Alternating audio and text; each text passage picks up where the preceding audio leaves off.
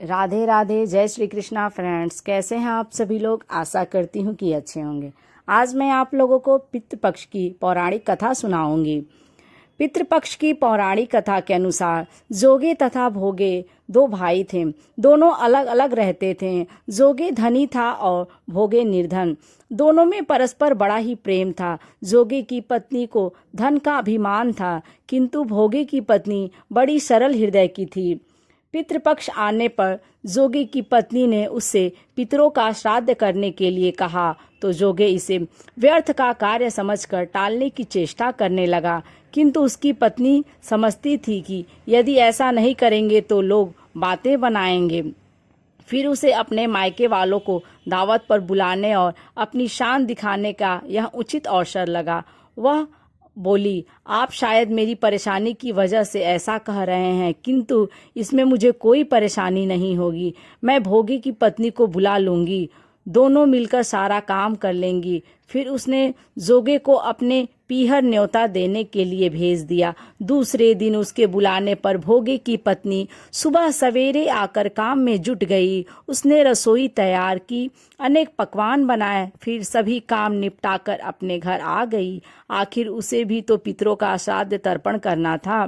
इस अवसर पर न जोगे की पत्नी ने उसे रोका न वह रुकी। शीघ्र ही दोपहर हो गई। पितर भूमि पर उतरे। जोगे भोगे के पितर पहले जोगे के यहाँ गए तो क्या देखते हैं कि उसके ससुराल वाले वहाँ भोजन पर जुटे हुए हैं।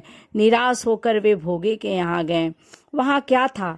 पात्र पितरों के नाम पर अगियारी दे दी गई थी। पितरों ने उसकी राख चाटी और भूखे ही नदी के तट पर जा पहुँचे। थोड़ी देर में सारे पितर इकट्ठे हो गए और अपने अपने यहाँ के श्राद्धों की बढ़ाई करने लगे। जोगे भोगे के पितरों ने भी अपनी आप बीती सुनाई। फिर वे सोचने लगे, अगर भोगे समर्थ होता तो शायद उन्हें भूखा ना रहना पड़ता, मगर भोगे के घर में तो 2 जून की रोटी भी खाने को नहीं मिलती थी।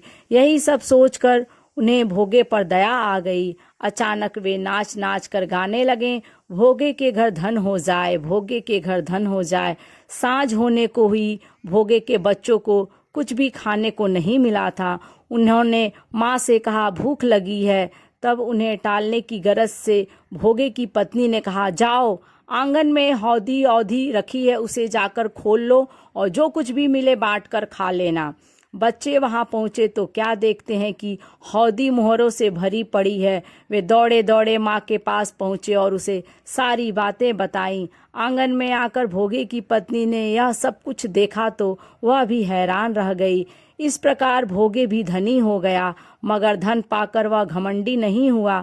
दूसरे साल का पितृपक्ष आया। श्राद्ध के दिन भोगे की स्त्री ने 56 प्रकार के व्यंजन बनाए। ब्राह्मणों को बुलाकर श्राद्ध किया, भोजन कराया, दक्षिणा दी। जेठ जेठानी को सोने चांदी के बर्तनों में भोजन कराया। इसे पितर बड़े प्रसन्न हुए तथा तृप्त हुए। तो दोस्तों, ये कथा आपको अच्छी लगे तो लाइक करें और यदि मेरे चैनल पर नए हैं तो इसे सब्सक्राइब करें।